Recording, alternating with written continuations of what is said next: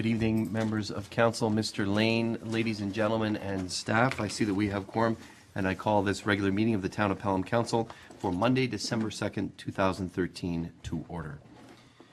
We will begin with an invocation offered by Councillor King, followed by the singing of the national anthem led by Councillor Papp. All rise. Lord, to whom much is given, much is expected. Grant that as this council meets to take up the business of the people, they demonstrate wisdom in all their deliberations.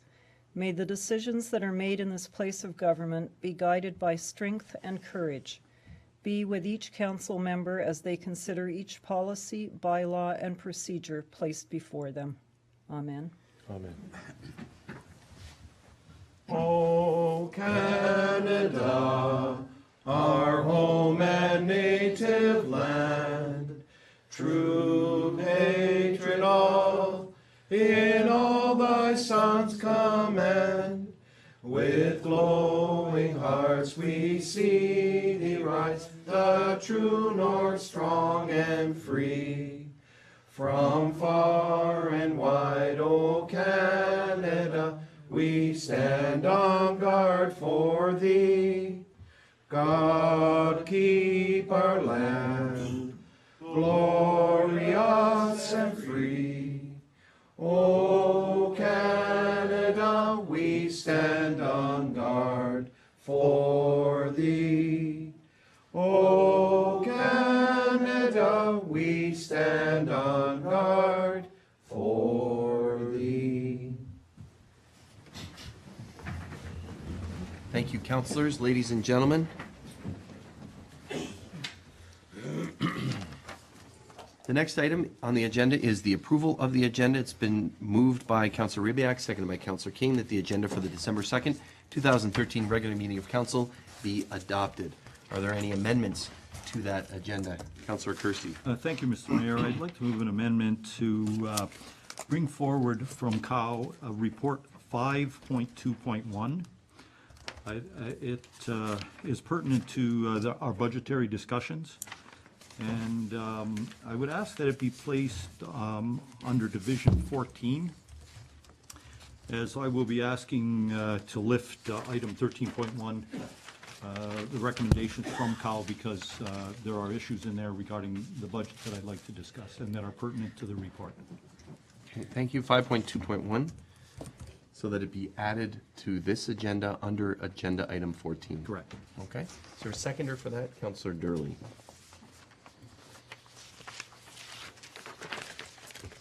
That's from our committee of the whole.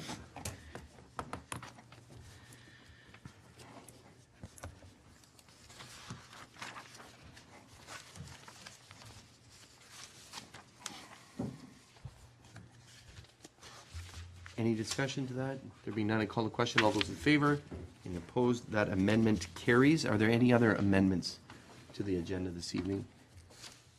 I do note, council, as the agenda is slightly different than normal because of the oath of office for Mr. Lane. So when we approve this agenda, when we approve this motion, we will be approving that new order of agenda. So I'm going to call the question on the agenda, the amended agenda. All those in favor? Any opposed? That motion carries. The next item is disclosure of pecuniary interest and the general nature thereof. That is conflicts of interest. Do any members have any pecuniary interest they need to disclose at this time? None. Can that be done? Thank you. The next item, to help facilitate the swearing in of Mr. Lane, it has been moved by Councillor Durley, seconded by Councillor King, that the recommendations arising from the November 18th, 2013 Policy and Priorities Committee be received and approved. It was during this committee meeting that committee recommended to council that Mr. Lane be appointed to council. Any discussion regarding any of those items on the committee? There being none, I call the question. All those in favor? Any opposed? That motion carries unanimously. And now I would ask the clerk to undertake the oath of office for Mr. Lane. And Mr. Lane, congratulations. And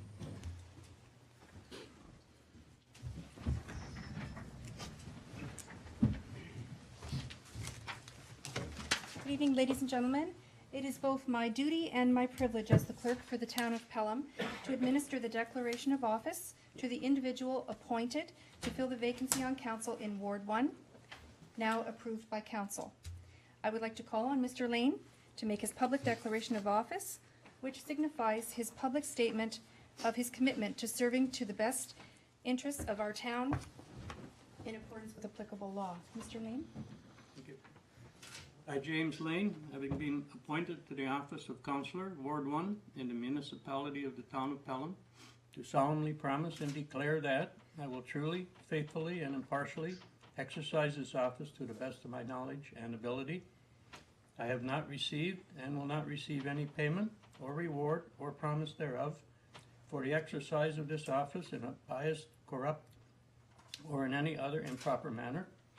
I will disclose any pecuniary interest, direct or indirect, in accordance with the Municipal Conflict of Interest Act. I will be faithful and bear true allegiance to Her Majesty Queen Elizabeth II, and I make this solemn promise and declaration conscientiously, believing it to be true and knowing that it is of the same force and effect as if made under oath. Thank you. And if you'll sign, then I'll sign after you. You're going to sign here.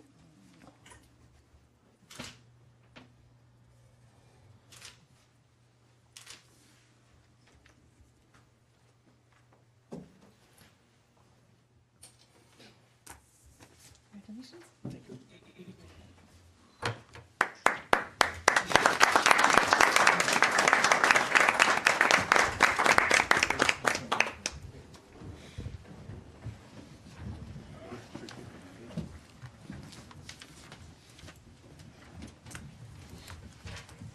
Welcome back.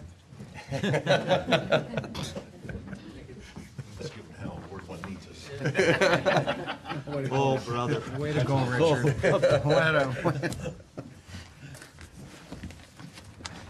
Thank you, Madam Clerk, and congratulations, Councillor, and welcome to serve on council.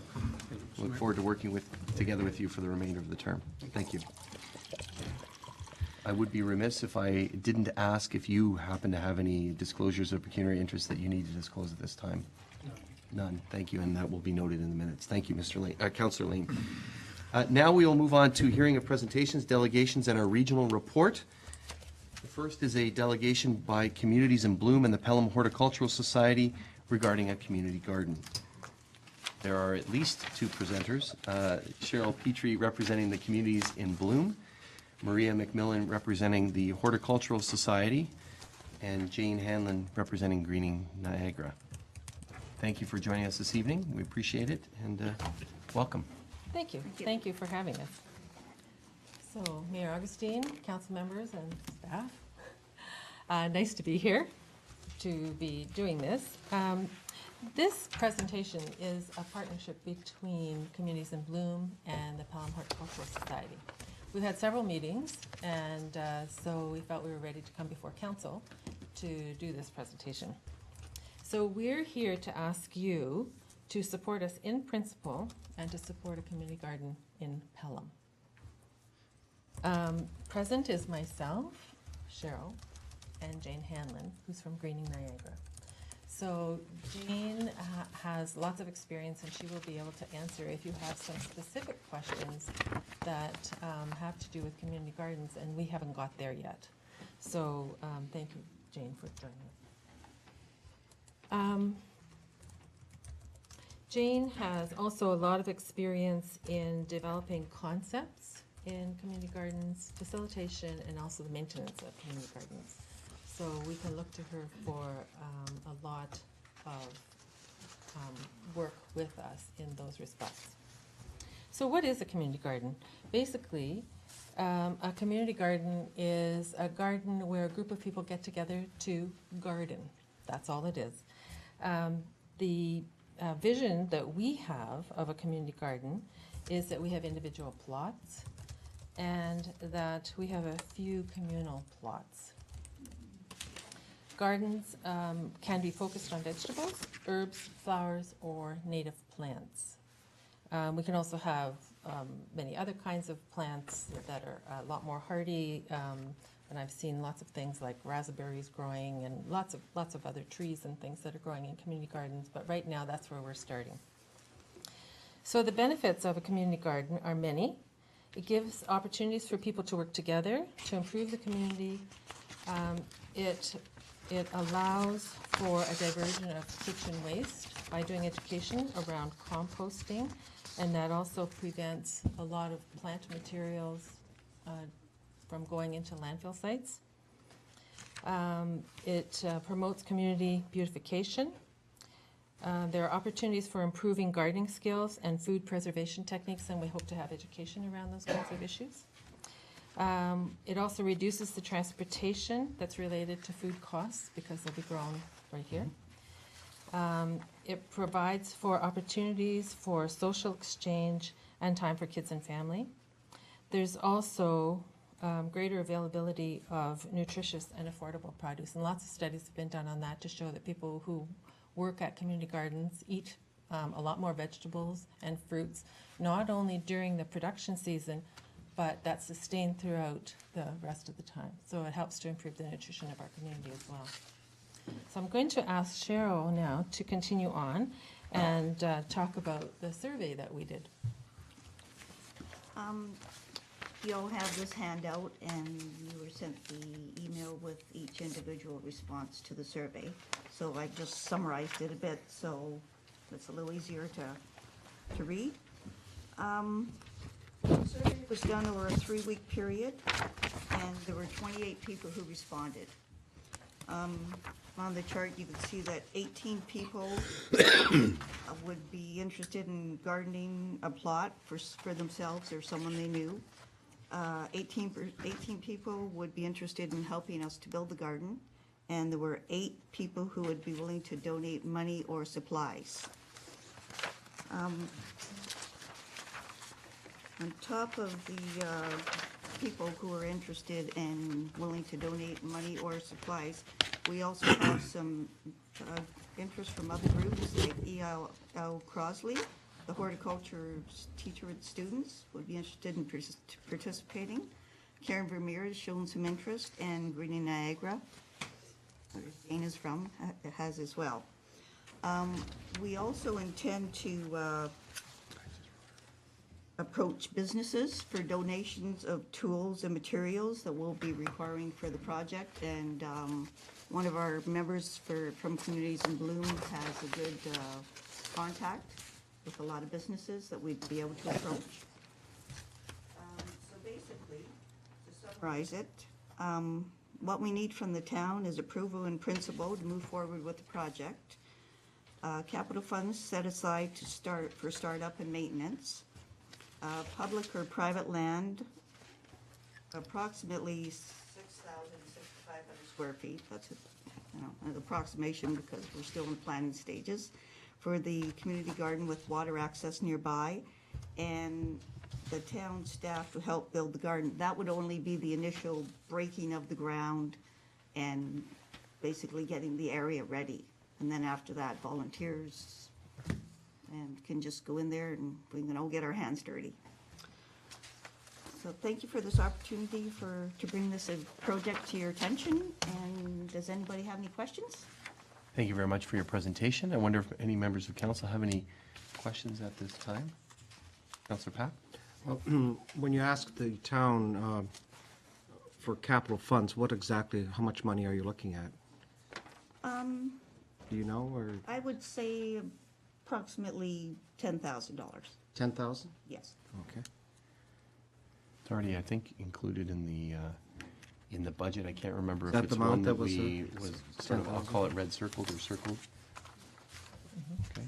And Councillor Pop, that would be primarily for things like getting water access, perhaps Right. some kind of overlighting, some kind of building, a small building, very garden shed kind of to hold tools and things in that people don't walk away with, and things like that. Okay, thank you. Councillor Papp? Just quickly, we can't give you private land.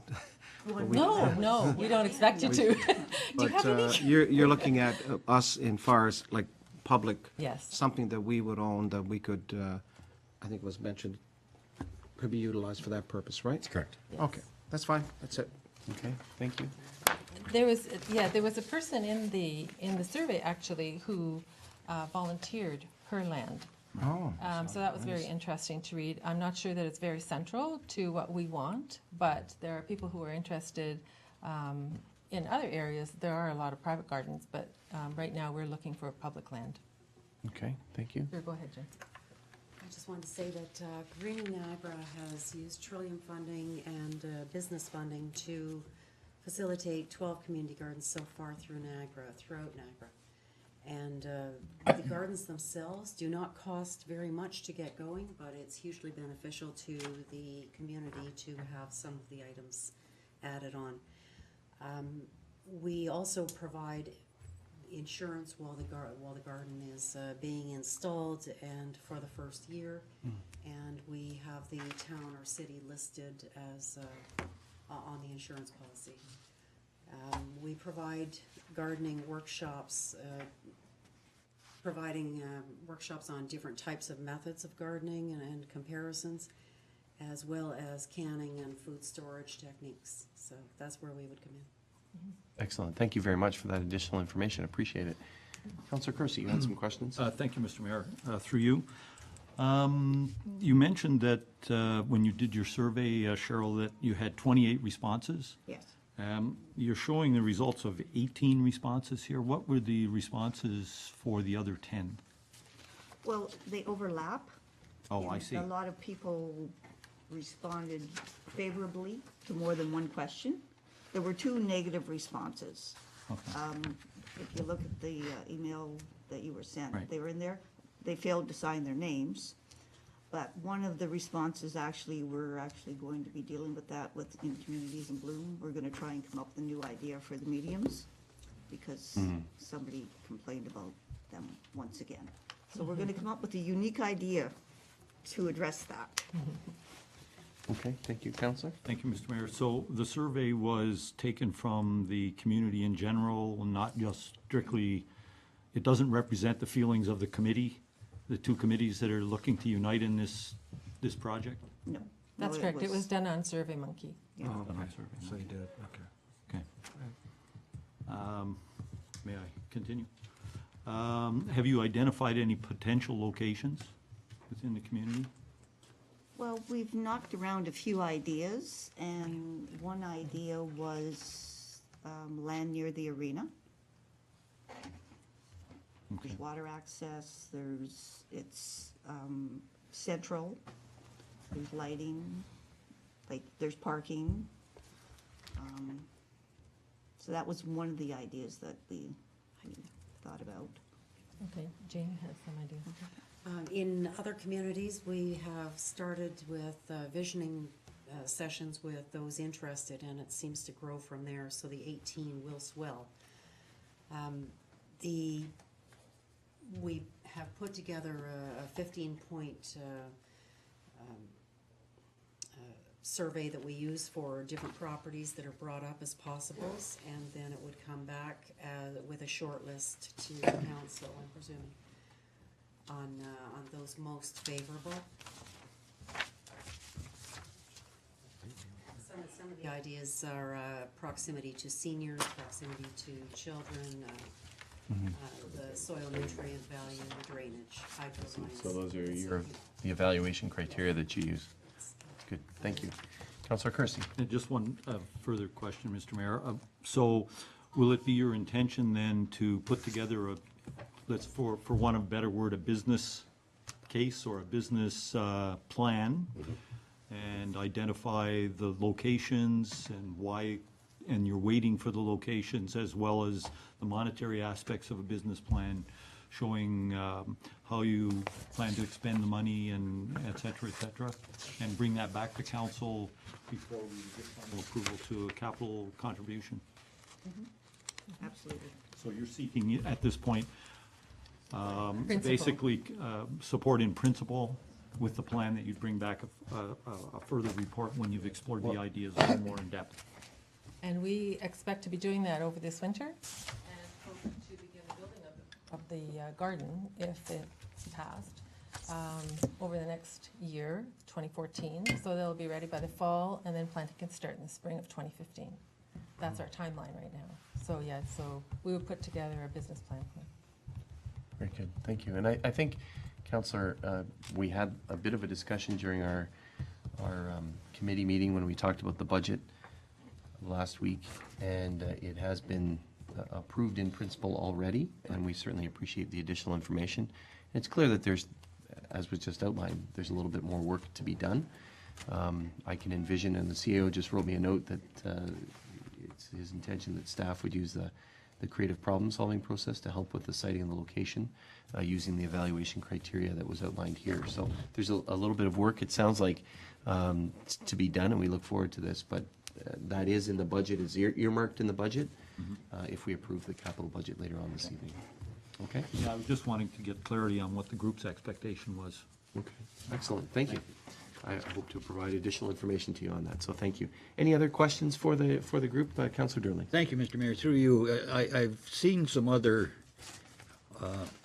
community gardens that started off with great energy and ended up with terrific weeds that were probably as tall as I am. How can we look at making sure that this really doesn't happen to this garden? Will there be some guidelines in place that you folks would do, or you would have it policed by itself? Or I'm looking at how the thing would operate. That's exactly where we come in. Some gardens have been facilitated without provision of the community giving their visioning and being part of it. They've been dropped in areas that a garden should never be, where they need to receive bus passes to get there and cart tools with them on the buses. So they should not have happened. Additionally, the garden has oversight from the beginning with maintenance in mind. So that plot sizes, wheelchair access, what the garden looks like down the road is all put together in the business plan before it begins. Some gardens go together with, they have street visibility. Most gardens have street visibility, and some of the plans have beautification along the frontage of it. Sometimes when there's things like raspberries, yes, they are scruffy and they can be put towards the back. So these things can be addressed right off the bat instead of just leaving it up to the general. When you invite the public from the beginning, they feel some sense of responsibility, and the garden is their own. And they come together as a community and help run it long term. So it's a sustainable program that you're putting together and not just dropping a garden and leaving. Thank you very much, Councillor. Good. Any others? Thank you very much for your presentation. I do have a motion to receive, and that has been moved by Councillor Kersey, seconded by Councillor Ribiak, that the information submitted by the Communities in Bloom Committee and the Horticultural Society regarding the potential development of a community garden be received. Any further discussion to this? I think I already outlined in discussion to Councillor Kersey sort of the process, and we look forward to other items coming up to this council so that we can monitor the progress and hopefully have a great community asset. So I'm going to call the question. All those in favor? Any opposed? That motion is carried. Thanks again for your presentation. We really appreciate it. Look forward to working with you on this project. Thank you.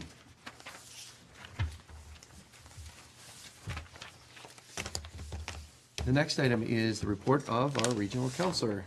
Councillor Beatty is here. Good evening, sir. Mr. Mayor, members of council and staff. Following your new format, the written report was provided, I believe, a week ago Wednesday. From here on in, the reports will be after the finishing of the regional council meeting. I'm only going to comment on two of the items that are here. One of them is good news for our community, and that is the integrated community planning report, where we received a report notifying and confirming the final boundary changes to Vaughnville, Kame, Delta, Ansi.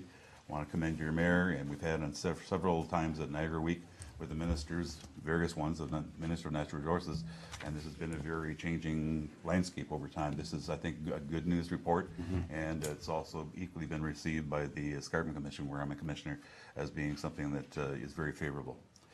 The other item I'd like to bring to your attention is the second one under public health, where we approved the final version of a Home for All, Niagara's 10-year community action plan to help people find and keep housing. And why that's significant is that I don't think I've ever seen a letter of commendation from a minister with regard to report. They didn't change one word, didn't modify anything on the report. Elizabeth Zimmerman from the YWCA came and gave a very glowing report about how well she and other stakeholders in the community see this report for carving out something that's so important to many of the people in Niagara in terms of accessing housing. So those are the two I'd like to comment on. The other one to bring to your attention is that our Budget Review Committee, under the leadership of Chair Augustine, has finished its temporary deliberations. It's going now towards the finalization at Council. And for the 7th year in a row, we are looking at a regional budget increase that is below inflation. Not a lot below inflation, mind you, 1.89%, but it's a track record that has won an international award from Canadian and American officials in terms of the fact that we begin with the concept of taxpayer affordability, and for 7 years have demonstrated that we can achieve that goal. We far outstrip the other regions of Ontario in terms of keeping our taxes net low. So it's an excellent process and one that I think deserves the acclaim that it has received. And as you can see here, we're beginning a new cycle tomorrow for our standing committees, and the next Regional Council meeting will be on December 12th. I'm open for any questions the Council may have. Thank you very much, Councillor Beatty, for your report. Questions from members of Council? Councillor Papp. Thank you, Councillor Beatty, through you, Mr. Mayor. Maybe you could, a question, I'd like to hear more, get some more information about this nonprofit development charge grant. What exactly, is that something new? Yes, it is something new. We have up until now treated each item as on a one-off basis. Right. And what we felt was necessary to do is come up with some form of standardized process. And what we've done is we've modeled it after the Prosperity Initiative grant process, where we've developed criteria to basically evaluate the need of that not-for-profit in terms of relief from development charges. It wasn't initially going to involve regional councillors, but with our recommendation, it does now include regional councillors, as we have done with the Prosperity Initiatives. I think that we, as I'm one of them, who serve on the NPI assessment team, have a much better understanding of what the various agencies are in the community. We think that the same will happen here. And the process is going to be one of looking on a needs basis of any request from a not-for-profit as to what degree of remediation can happen with regard to the development charges, and making assessment and judgment for that. It's basically very similar to other actions, as I say, the NPI. It's another initiative such as removal of the development charges for industry, etc., of trying to move Niagara forward. And for the people in the not-for-profit area, they obviously are looking for very insufficient funds throughout the community, and we think we need to support them by giving them some relief from development charges. So I guess it is new. I think the other key piece, and you alluded to this, Councillor Beatty, if I might answer as well, is that there's a set budget amount, and it's known to the community that you can apply to it and that kind of thing. But it's supposed to be a hard number, and it's budgeted for. I believe it's 150,000 is what that number is.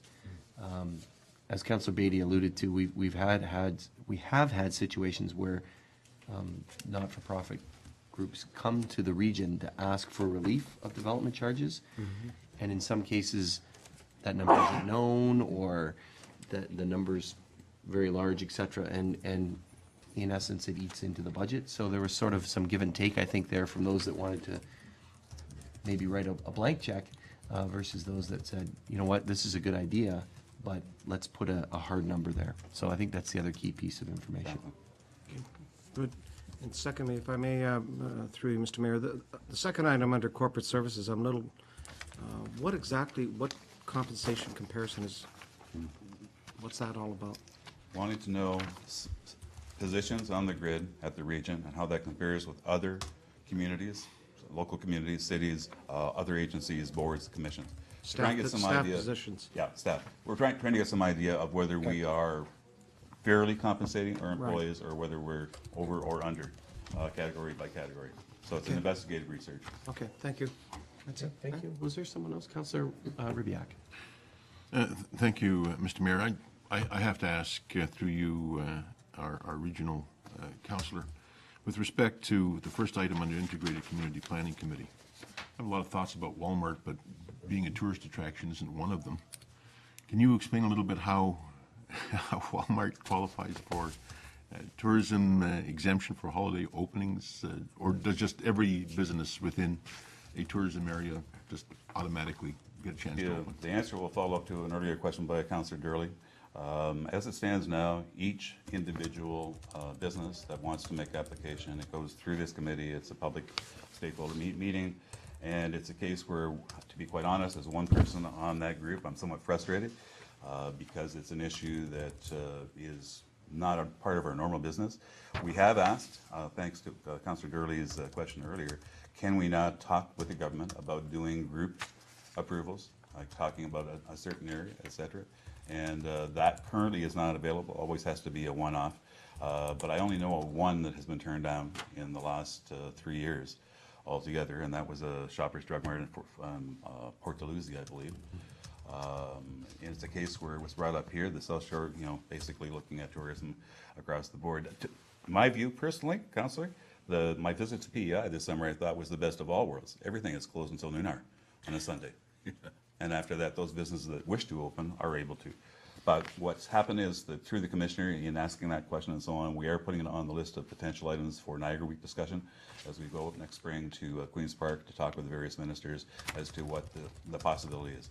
Because frankly, the one-off, item by item, is taking up time, and in almost all cases in Niagara Falls, it's a case of yes. And the bottom line is, it's we hope cross-border shopping.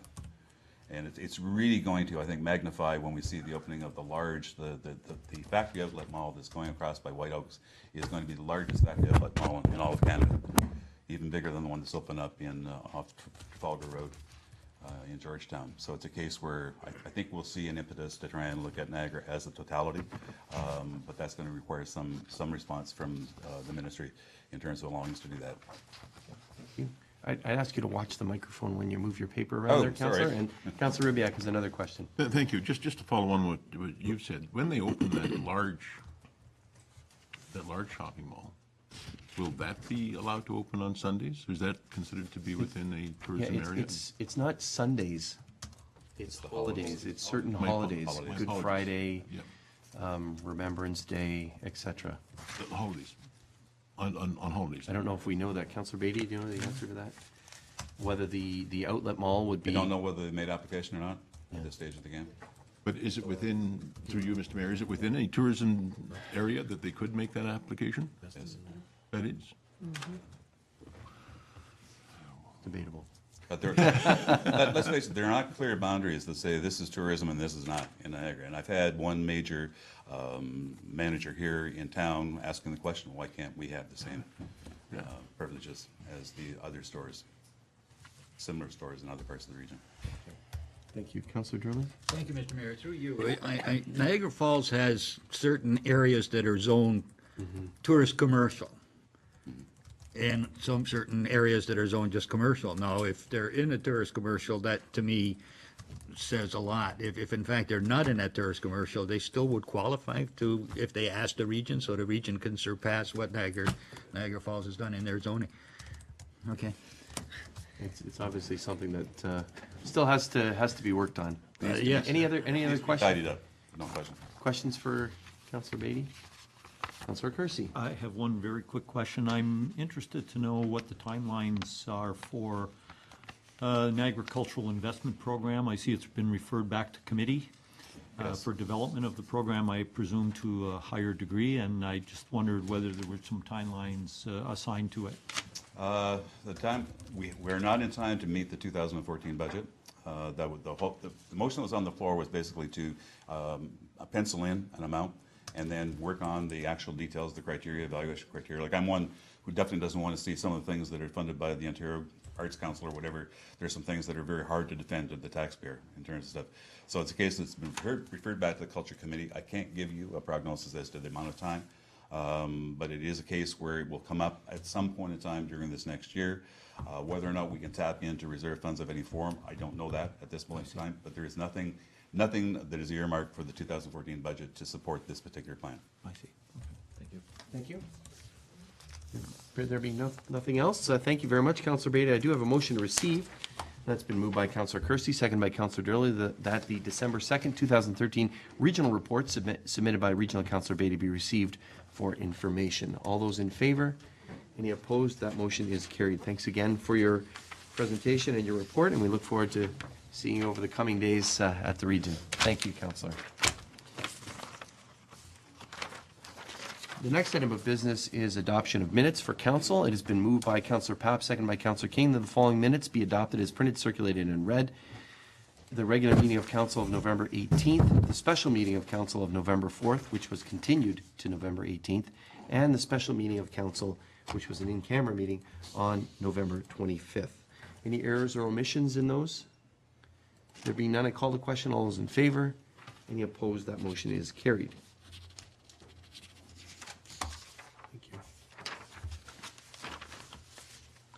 The next agenda item is request to lift consent agenda items for separate consideration. There's a number of consent agenda items here on our new format for the procedure bylaw. And Councillor Kersey, you said that you wanted to lift an item. Yes, I'd like to lift 13.1 recommendations from Cal.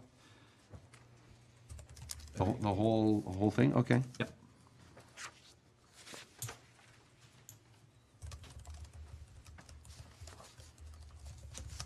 Thank you. Others? Councillor Papp? Yes, thank you, Mr. Mayor. I'd like to lift item 13.5.4, and that is the resolution from the City of Port Colborne regarding long-term housing. Okay, thank you. Others? Councillor Durley. 13.4.1, the, from the region. Okay. Regarding an integrity commissioner? And anyone else? Thank you. It has been moved by Councillor Ribbiak, second by Councillor King, that the following consent agenda items be received for information and the recommendations contained therein be approved as applicable.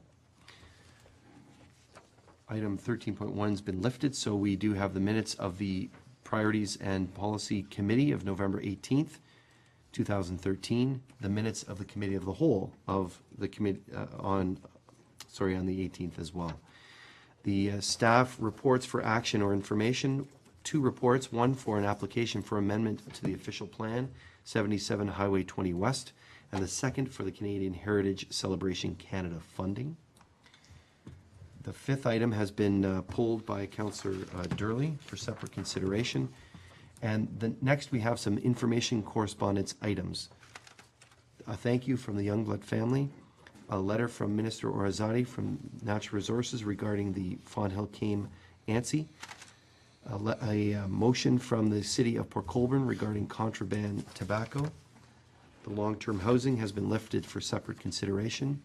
The City of Port Colborne regarding the call to recycle battery plan.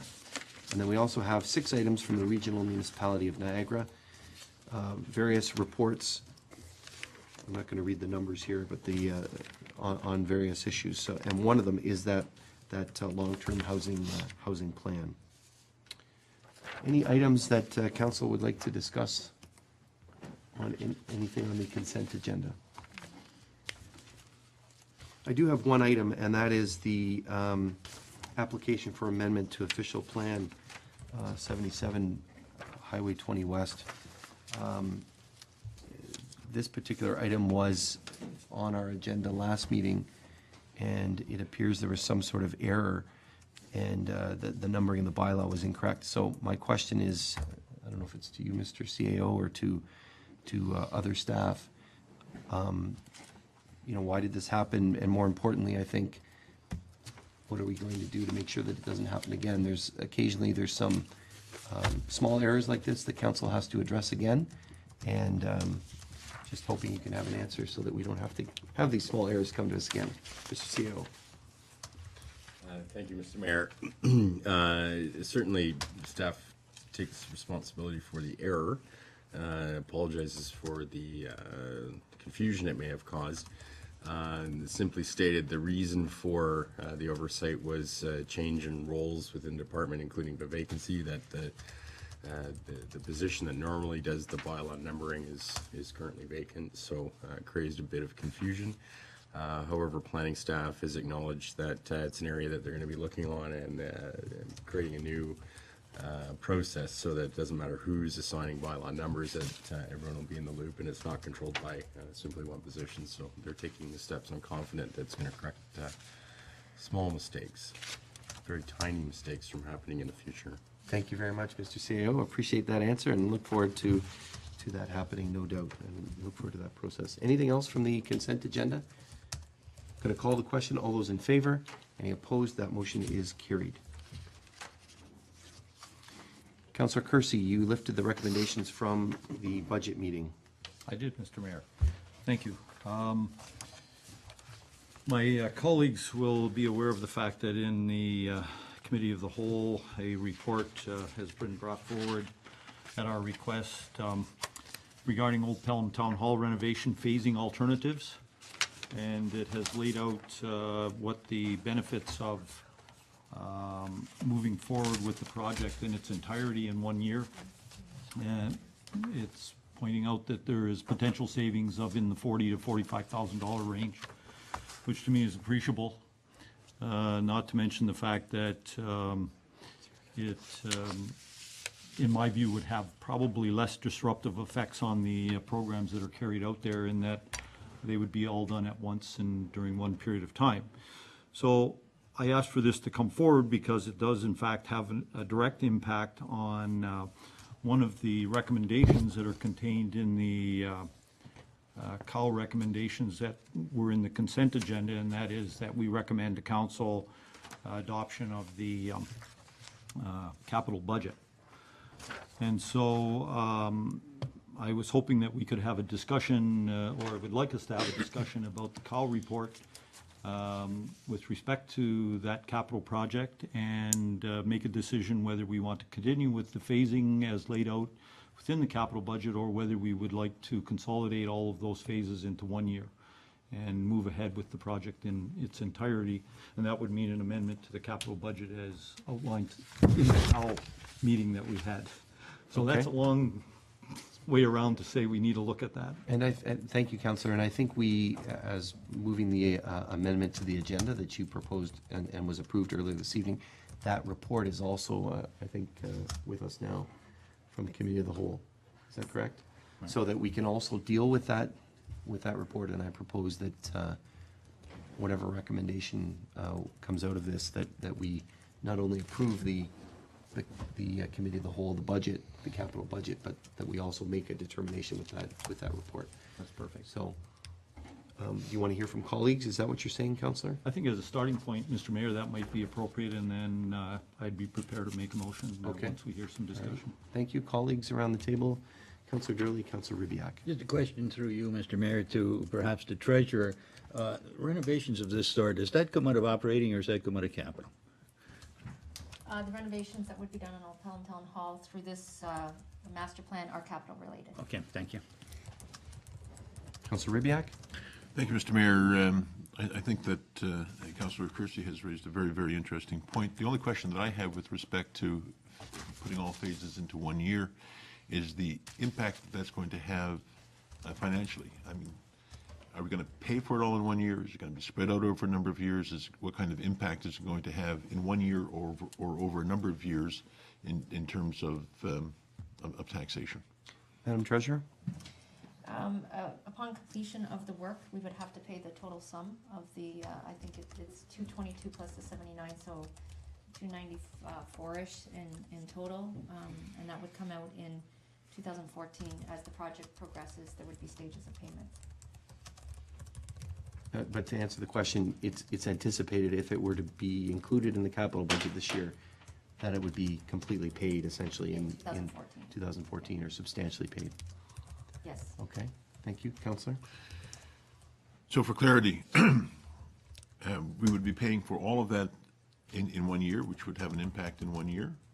Is that what I'm hearing? That's correct. And what would be the, if I can ask, Mr. Mayor, what would be the cost impact of spreading the cost of that payment over a number of years? Borrowing it, in effect, and paying it off over time.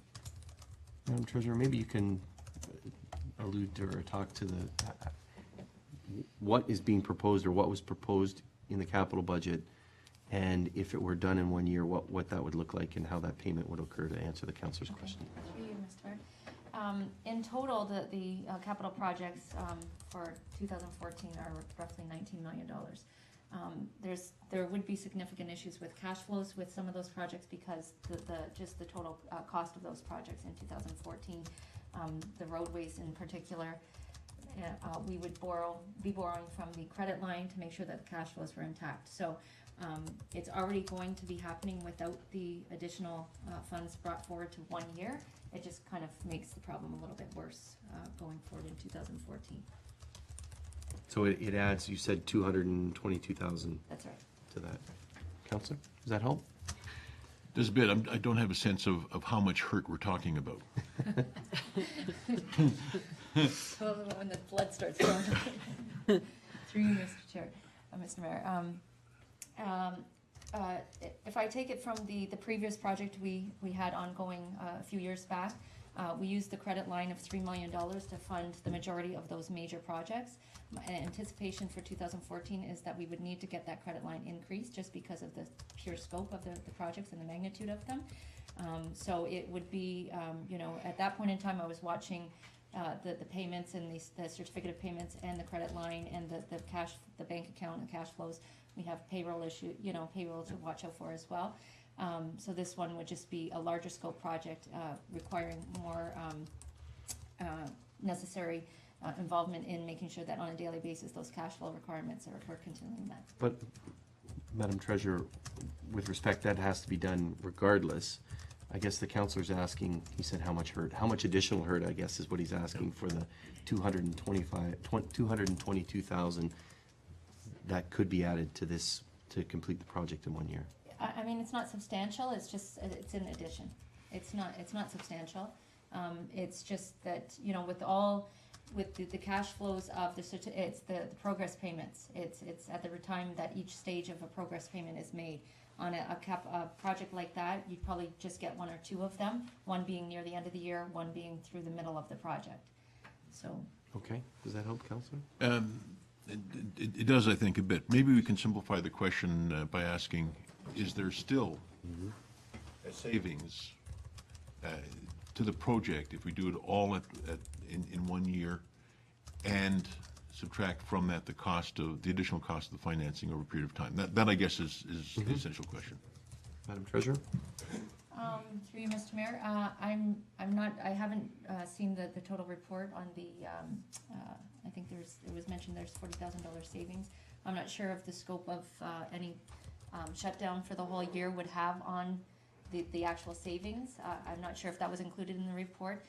So we would have to look at that to see if you took that into consideration and then took the additional interest payments that you're paying on it, if that in fact would come out with an additional savings or at all. Thank you, Counselor. Thank you. Just a comment then to finish. I would be supportive of putting it all in 1 year even if there was no savings. If it was a wash, it sounds like a great way to go. But I'd like to have some assurance that it's not going to be any worse than a wash. And if it is going to be worse, how much worse? Because, for a penny or two, big deal. Okay, thank you. Madam Treasurer, can you answer that? Is it going to be a wash? Is it going to be better than a wash? I'd like to analyze the rentals and the camp programs run there in the summer and stuff, and shutting those down there, if they could be taken up somewhere else, if we would have to pay for that. We'd have to look at all of those things, and maybe we could come back with a report to council on that. Okay, thank you. Councillor Kersey. Mr. Mayor, since I raised the issue, and it seems that there is some further information that needs to be brought to bear, specifically with how it will impact on the programs and whether there'd be a loss of revenue there and what our financing costs would be if we are borrowing from an LOC. So could I suggest that we deal with that issue in that we approve in principle to move it all forward into 2014, subject to receiving a staff report outlining the issues that have been identified around the table. I think that would move us forward in our discussion here and allow staff time to bring us a little bit more detail in the analysis. Okay, but it would be, thank you.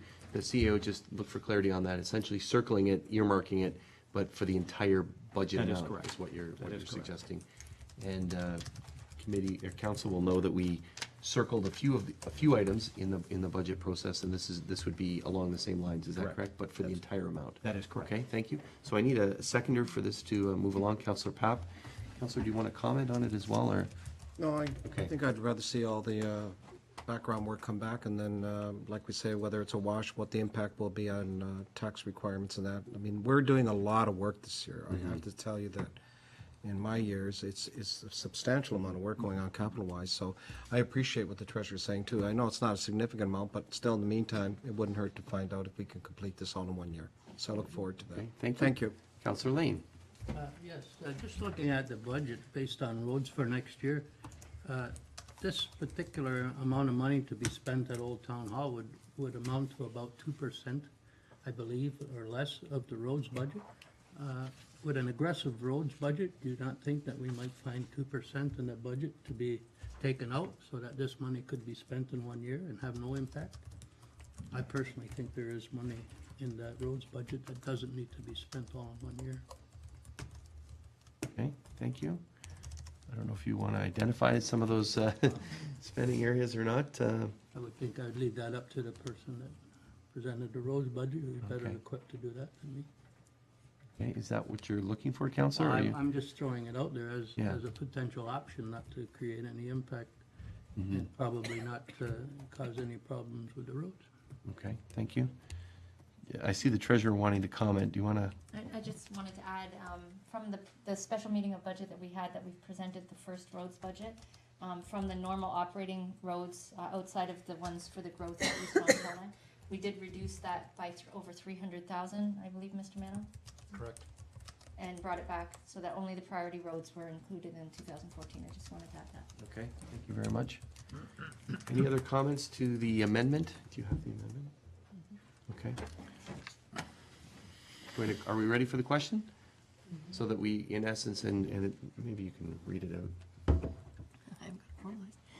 Moved by Councillor Kersey, seconded by Councillor Papp, that staff be directed to provide a report giving further information on the impact of the programs for the Old Pelham Town Hall, and that we approve in principle to move forward the construction in 2014, subject to receipt of the staff report to address the questions raised.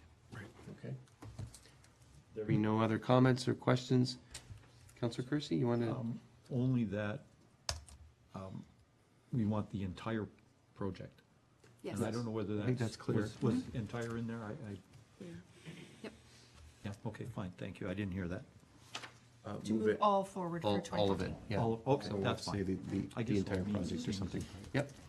Okay, we ready for the calling of the question? All those in favor? Any opposed? That motion is carried. And now to the amended recommendations of Committee of the Whole. Are there any further comments, questions, amendments?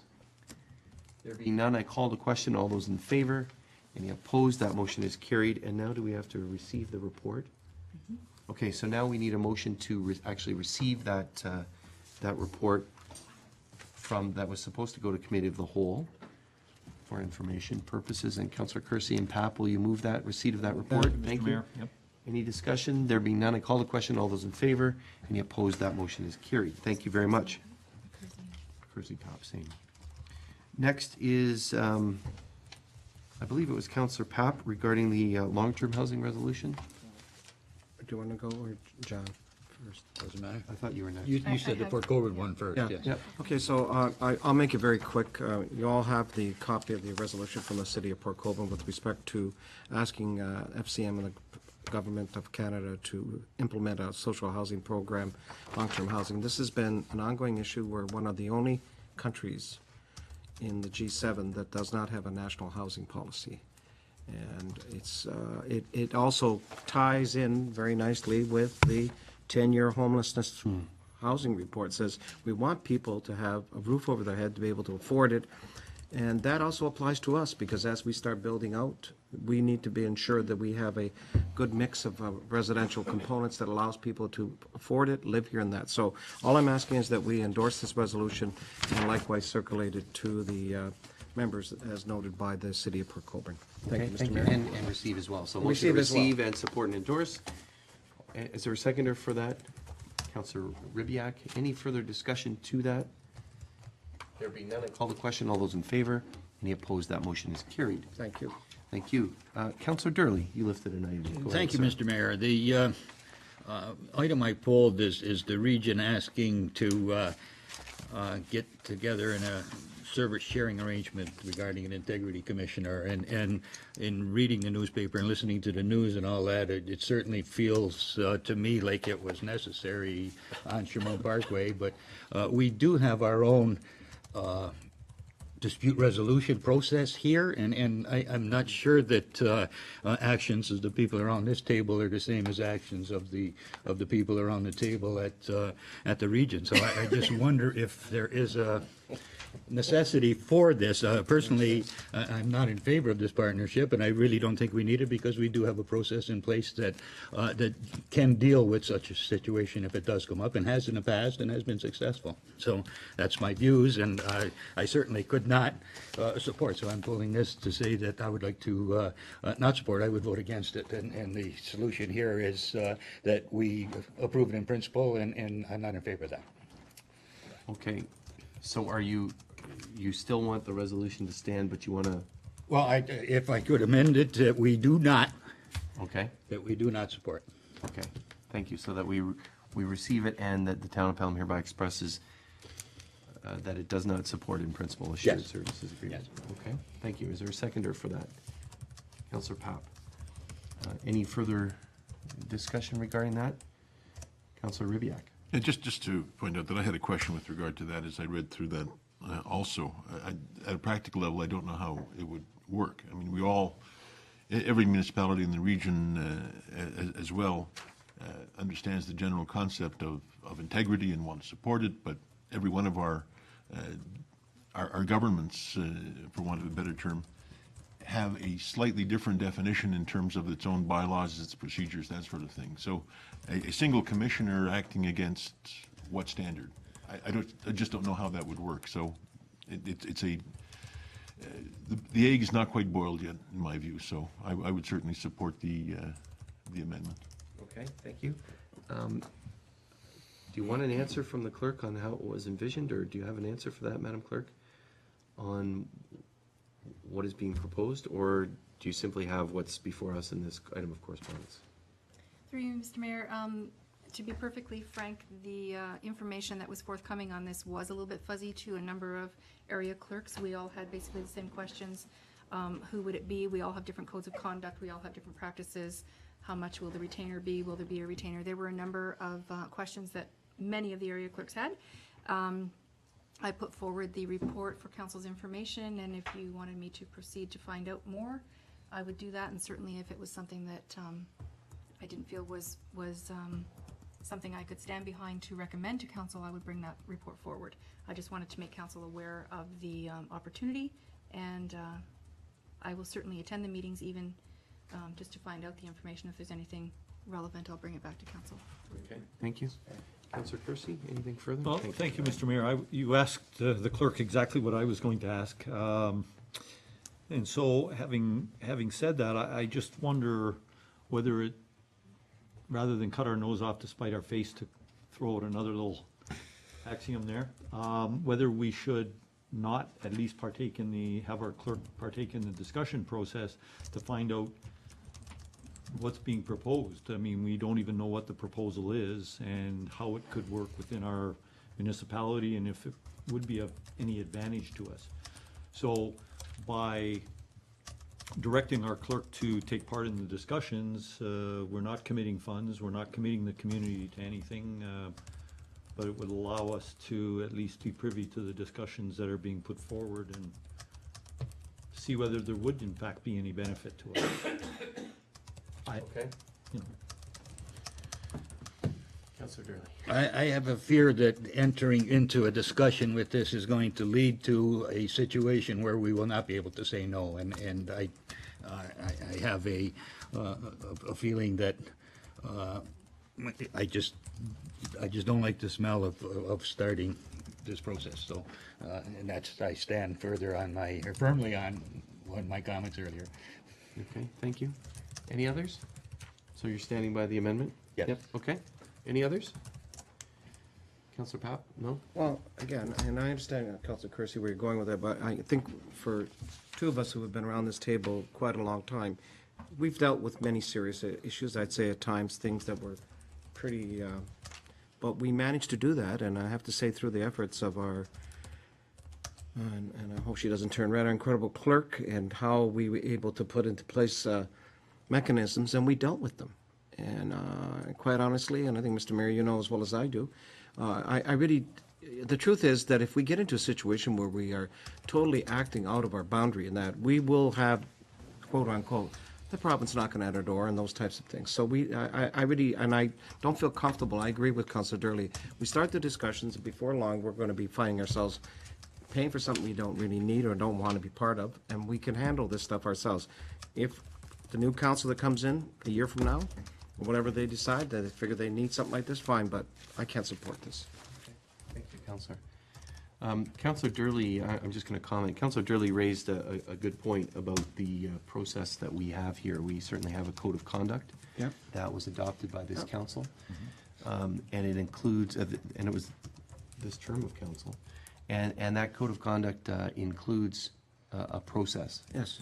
I actually, well, as Councillor Durley also alluded to, the region has been experienced, and I think, you know what, you don't have to allude to it.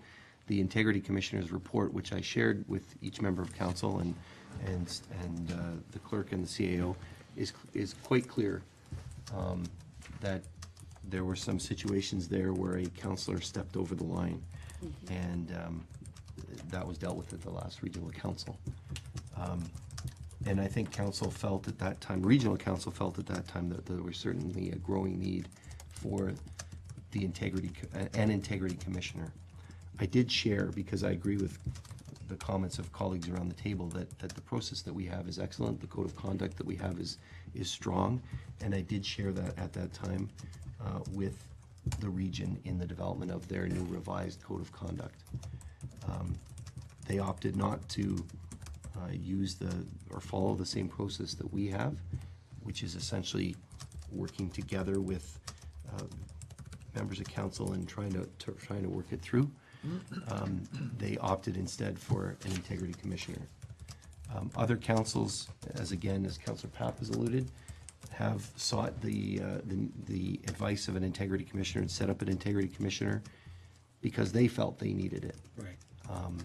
So I'm going to agree with Councillor Durley that I don't think that this council needs that because it's because of what we've done, and that we have more of an air of collegiality around this table than is experienced at the region. So for that reason, and for the reasons I outlined, I'm going to be supporting the amendment, the motion that Councillor Durley presented. So I'm going to call the question, unless there's others that like to speak. I'm going to call the question. All those in favor? Any opposed of the amended motion? Any opposed?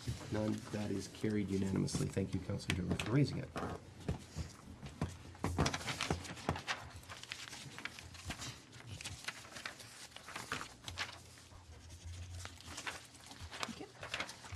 Thank you. Next, we have presentation consideration of reports, and the first is my report. I did better this time because I marked it, so here we are. Thank you. It's a privilege and honor to report on some of the significant activities since our last council meeting. The first, quickly, is the Mayor's Breakfast, and I certainly appreciate the Welland-Pelham Chamber of Commerce for organizing, or should I say the Pelham-Welland Chamber of Commerce, for organizing another breakfast in which I can talk about this significant advancements that are occurring in our community. I highlighted the completion of capital projects that are in our community, and as well spoke about a number of the items that had yet to be approved by this council in the budget. We've now approved each of them. So, and talked about council's vision for the development and integration, most importantly, of the East Fonthill lands. So I thank the Chamber of Commerce for that, and thanks Councillor Papp and our CAO and some other town directors for being there. It was my privilege to witness His Honor, the Lieutenant Governor of Ontario, David Onley, to present the Pelham Fire Chief, who's not here this evening, with the Ontario Medal for Firefighter Bravery. It was a wonderful, heartwarming ceremony that occurred at the staircase in the legislative buildings at Queen's Park. And it was very moving when the minister, Madeleine Millière, read out an account of the incident in which Chief Limburner saved a young girl from a dog attack in October of 2012. It was a hushed gathering, and you could hear a pin drop, as to use another phrase. The chief and his family dined at the head table with the minister. I did also want to mention that the chief was one of 201 firefighters so honored since the inception of this award in the early 1970s. So more than 1 in a million, one in 201. So special thanks to the CAO for nominating the fire chief and recognizing bravery among our ranks. And congratulations to the chief. And again, on behalf of council, I want to thank him. He's not here, but thank him for his bravery. The final item I'd like to highlight is the what occurred just before council, and it was the Real Reveal. This is the soft launch of the Real Skate Park that occurred at 4 o'clock this afternoon. And I certainly appreciate all of council being there to show their support and to, as I said at that event, unwrap the present of the Real Skate Park. We had some very moving speakers at that event. They included Nicholas Scavo and Reese Ashby, who were very, very good friends with Isaac. Reese was with him when he was hit. Mariah Buns, who put together the dream to receive funding from the Aviva Community Fund, spoke. Ian Fu from the Aviva Community Fund, and he was, just speaking to him personally, he was very impacted as well by it and seeing this. So it's the Aviva Community Fund is not just, it's something with substance and from the heart, and you could see that in his comments and in me speaking to him as well. And similarly with Bill Gurney from Newland Skate Parks, who spoke about how they tried to incorporate the vision of not only the town, of course, but also of Isaac with the words that were printed there. And heartwarming, heart-wrenching comments by Benita and Ted, Real, and supported by Jacob as well. We're also thankful that so many from the community were there to support it and to show and to be honored for their generosity. They included Barb Christopher, Youngsod Farms, Bill and Stephanie McWilliams of Tim Hortons, Ross McFarland representing the Mayor's Gala Committee, Mike Stevenson and a student, Pete McNally, representing the Catholic District School Board for the benches, Ed Gertson representing E.L. Crosley as the principal, Sam Reynolds, who is here with his T-shirts, the Be Real, Be You, Tia Taylor representing the Rotary Club of Fawn Hill, and of course all of Town Council. And as I said in starting, really working together with all of these donors and so many more in the community, and they're on a beautiful donor board that we also unveiled. We were able to turn a tragedy into something positive. We were able to turn a dream that was really just a dream when Mariah sat there in front of the computer and typed it into a reality of concrete and structure and, more importantly, fun that the youth were exhibiting there as they were starting to use it. The skate park stands as a symbol, I think, of Pelham, a symbol of our caring and generous community, and may it ever be so. That's my report, colleagues. Our next report, staff reports requiring action, has been moved by Councillor King, seconded by Councillor Durley. The council accept the Pelham Summerfest 2013 final report, and that the town host Pelham Summerfest 2014 from Thursday, July 18th to Sunday, July 21st, 2014, and continue to promote fun, free family events. And the council consider the allocation of $15,000 in the 2014 Summerfest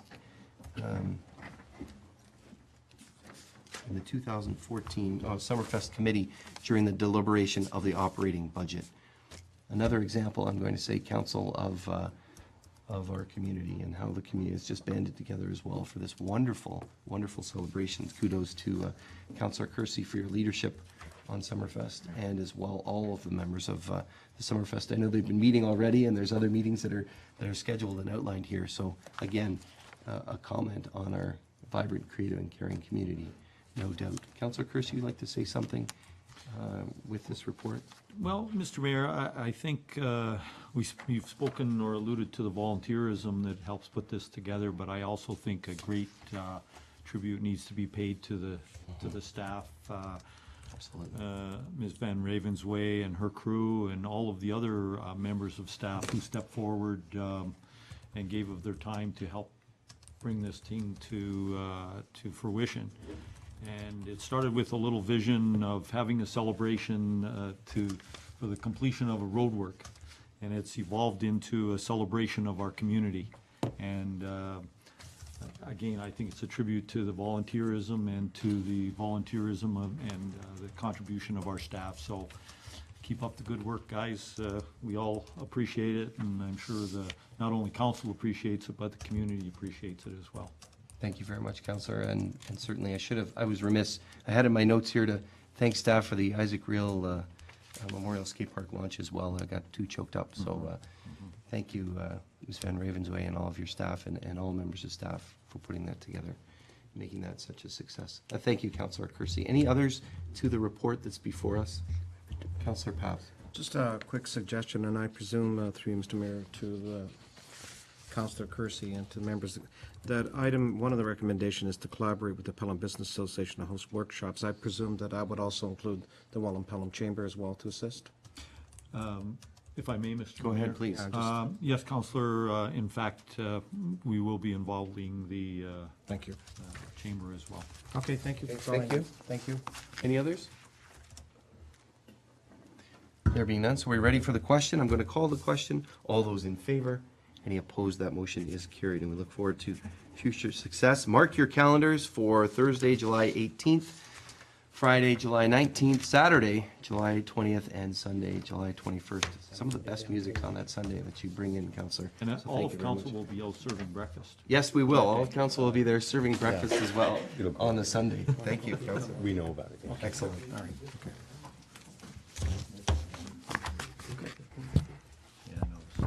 okay. The next item is rooftop solar applications for provincial feed-in tariff program. It's been moved by Councillor Ribbiak, seconded by Councillor King, and I hope I don't lose my voice as I read this.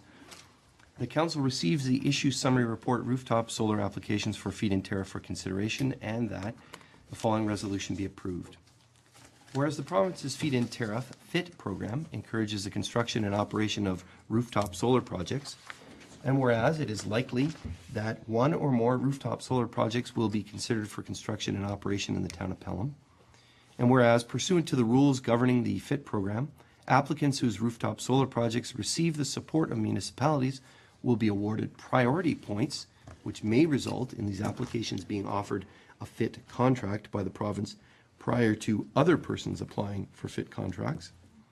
And whereas the Green Energy Act, as amended, stipulates that the municipal official plan and zoning bylaws do not apply to a renewable energy undertaking, and whereas the building code as amended applies to renewable energy projects, and as such, each rooftop solar project will require a building permit issued by the town of Pelham, and whereas pursuant to the Ontario Heritage Act as amended, each rooftop solar project that is proposed to be located on a property listed on the town of Pelham's Heritage Register or designated as a heritage property will require a heritage permit from the town of Pelham prior to work commencing on such properties. Now, therefore, be it resolved that the Council of the Corporation of the Town of Pelham supports, in principle, the construction and operation of rooftop solar projects within the Town of Pelham, including but not limited to rooftop solar projects on town-owned buildings, provided each rooftop solar project shall comply with all applicable laws and regulations, and further that the resolution's sole purpose is to enable the participants in the FIT program to receive priority points under the FIT program, and that this resolution may not be used for the purpose of any other form of municipal approval in relation to a FIT application or a rooftop solar project or any other fit program or for any other purpose. And further that council support in principle shall lapse 12 months after its adoption by council. Any discussion? Call the question. All those in favor? Opposed? That motion's carried. I didn't hear it. Can you say it again? Yeah, I'm not repeating it either. Thank you. The next item has been moved by Councillor Durley, second by Councillor King, that the issue sheet report Regional Wastewater Review be received and the following recommendation be adopted. The council declined to participate further in the wastewater study conducted by Stantec on behalf of the Niagara region, and the council agree to participate in determining best practices with the region and local area municipalities. Any discussion regarding this? Do we want to hear from the CAO who's participated in some of the meetings? Mr. CAO. Thank you, Mr. Mayor. Just to respond, this resolution from the regional councils was sent to the local area municipalities. Last week, I had a meeting with my colleagues, area CAOs, and the new regional CAO, excuse me, and it was very clear that the 12 local area municipalities are not prepared to recommend to their councils to proceed any further with this review. The reason being the methodology is seriously flawed. The study itself does not have the buy-in or support of the local area municipalities. And if we were to continue to participate, it certainly would be a drain on staff, time, and resources, both in corporate services and in public works. It was a very clear message to the regional CAO that the local area municipalities would not be recommending this, and as such, I am not recommending we continue with the study. However, it was also unanimously agreed that we would be more than willing to participate with the region in looking at best practices. And of course, I was very happy to hear that, because Pelham, in fact, is the best practice for the region. So we'd be happy to share our expertise with our colleagues. Thank you very much, Mr. CAO. In fact, it's not only the CAO saying that, and Ms. Pupo was there on the evening when we discussed this, and I want to thank you very much for being there that evening when we discussed this at regional committee. But the consultant said that as well. They said that, I think he said council gets a gold star, or is the gold standard in Niagara for the distribution network, especially regarding the water meters, et cetera, and the work that we continue to do on reducing the cast iron water mains, et cetera. So that's not just the CAO saying that, that's the Stantec gentleman saying that as well. But there are some, we certainly believe you, but it's nice to also have it from outside as well. So I was very pleased to see that, and congratulations to council and to staff for that, Mr. Mantle and Ms. Pupo and others for that ongoing work. Councillor Kersey? Thank you, Mr. Mayor. First, I'm not surprised by the conclusion that's been reached by the area municipalities. The Stantec study was flawed from the get-go. The flaws were pointed out from the get-go, and still it was undertaken. So it was money blown out the door that could have been used for other projects in a much more worthwhile way. I would like to know from our CAO or from our treasurer, what are the implications of having the discussions with respect to best practices? Are there any, is it just a sharing of ideas, or is it trying to develop across the region standard? What's the impact to our community going forward? Mr. CAO? Thank you, Mr. Mayor. To answer the councilor's question, there would be, I'm assuming by impact, you mean financial impact? Yep. There would be no financial impact. It would simply be an exercise that we would go through, and again, in all seriousness, to set the example for how a water distribution system could and should work.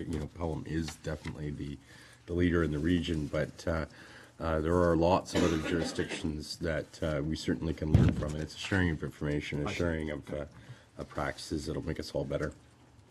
And Councillor, I think to be fair with the report, and I think this is outlined in this particular report, there are some, I'll say, indications that are in the report that could be helpful for local councils. So for instance, as was identified, maybe we should start thinking about our, the amount of water that infiltrates into the wastewater system. So some other communities have, it appears to be just moving up a little, I guess is what's indicated as by my read of the report. So other communities like Fort Erie, for instance, have had a very successful program that they've done to reduce the amount of infiltration into wastewater. So there's some best practices that we can learn from there as well that'll help make our system even better.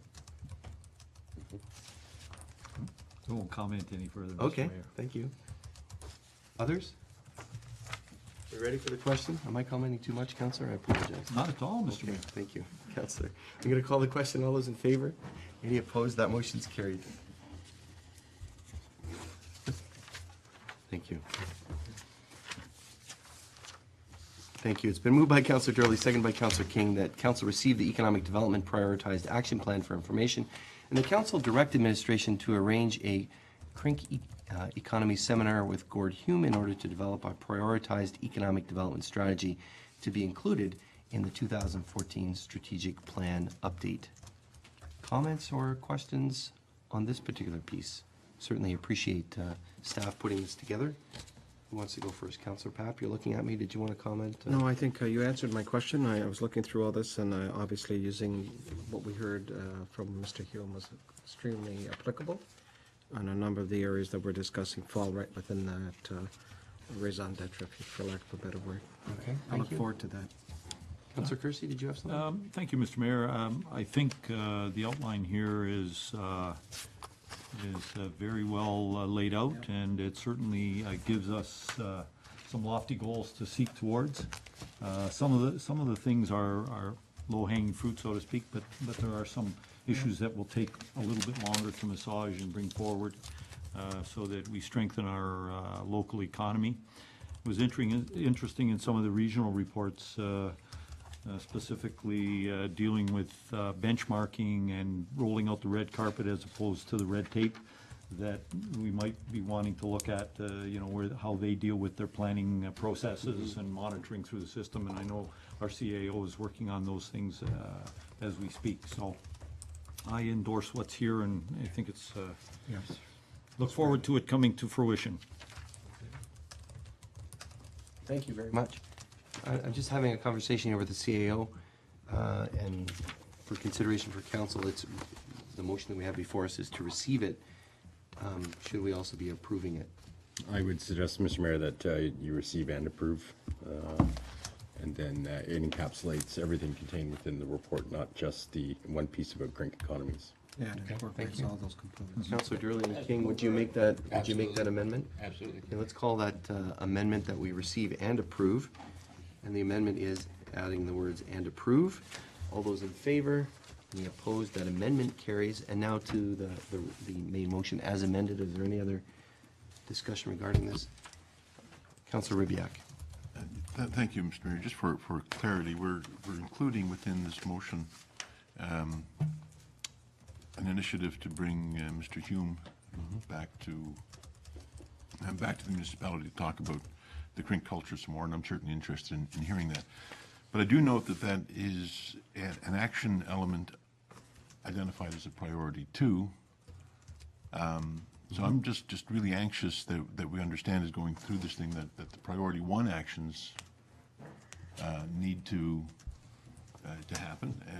And I only raise that because while there is specific mention in the motion with respect to Mr. Hume's coming here, there is less in the motion with respect to the entire initiative around streamlining and improving our own internal processes, about which I think we are all very anxious to see happen, and I think we would want to be assured that there's some sort of scorecard or report card that we can get that's all happening, and that the only obvious effect of this motion is Mr. Hume coming. That wouldn't be acceptable, I don't think, to me. So if we can just talk about that a little bit. Okay, let's get an answer from the CAO. Thank you, Mr. Mayor. Priority one is priority one. It's exactly what it says. However, the reason why there isn't a specific resolution or request is that All of the items contained in priority one reside in the administrative realm of the organization, and in some cases have already been started. Staff has met, for example, with Ian Lucas from Public Service Request. We've done some process mapping on one planning procedure, and there's still a lot more work to do, but we've started that work. We remain committed to that, particularly in the planning and development realm, to make sure that the red carpet and not the red tape attitude is there. Staff has been working very hard to implement and to make some changes. With regard to the wording in the resolution specific to Gord Hume, it would require an expenditure. Therefore, I wanted to see council's approval. It would also form a foundation or part of a foundation for the economic development chapter in the strategic plan, which of course is council's plan. So I wanted to make sure I had council's support and endorsement by resolution in order to proceed on that specific piece. Councillor? Thank you. I think that's highly satisfying. We will hear, I'm sure, from the CAO as the year progresses on progress on this, and I would hope to see that. So thank you, Mr. Mayor. Thank you very much. Councillor Kersey. Thank you, Mr. Mayor. I'd just like to comment that by having Gord Hume here, we really are addressing priority one as well, even though the motion specifically dealt with the Crink economy. Gord Hume is really the father of using culture as an economic driver, and so he'll be able to give us some big insight into how we can bring our cultural master plan to the forefront, and how we can leverage it to be an economic driver that we've envisioned, and what that was sort of encased in the plan. Because really, I mean, Crink economy is all wrapped up in the whole concept of culture and as a driver in the economy. So I think by having Mr. Hume here, it really is speaking to priority one as well. Okay, thank you very much, Councillor. Appreciate that. Any others? I do have a question for the CAO, and I totally agree that those items in priority one are predominantly in the realm of administration. Some of them have been talked about around this table, especially from former Councillor Clark. In terms of the community improvement plan, et cetera, and easy to understand pamphlets and things like that. So, so as sort of building on Councillor Ribiak's question of that and your answer, Mr. CAO, can we have an update on this? When might we have those? When do you anticipate some of the major elements of some of those priority parts? I.e. rolling out that red carpet, as we said. When do you foresee some of those items that you can get back to us with some success stories? I don't know if I can give you a specific time, such as next week or the next meeting. However, I will certainly be able to report back as things are developed, implemented, achieved, and one of the key items is going to be ensuring that we have the recruitment of the right leadership in that department, which is ongoing. But things like our work on the public service request system, those can be updated regularly through monthly reports, et cetera. Okay.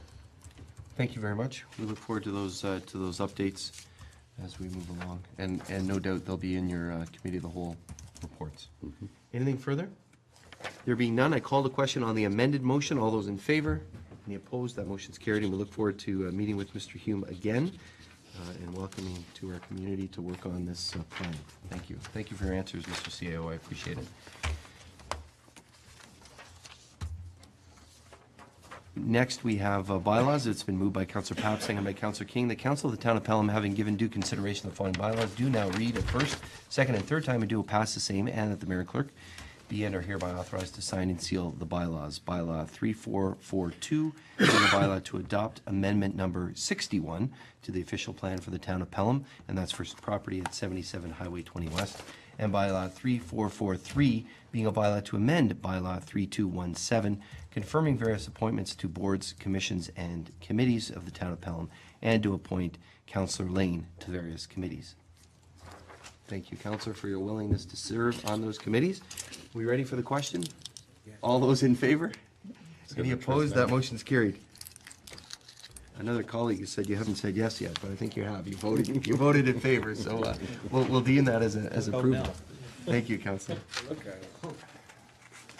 Members of council, we do have an in-camera portion, and as is our normal practice, we usually have those immediately following our committee of the whole. So it's been moved by Councillor Kersey, second by Councillor Ribbiak.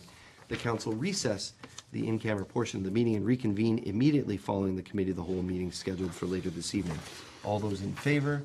Any opposed? That motion is carried. Let's take a 5-minute break before we start committee. Thank you.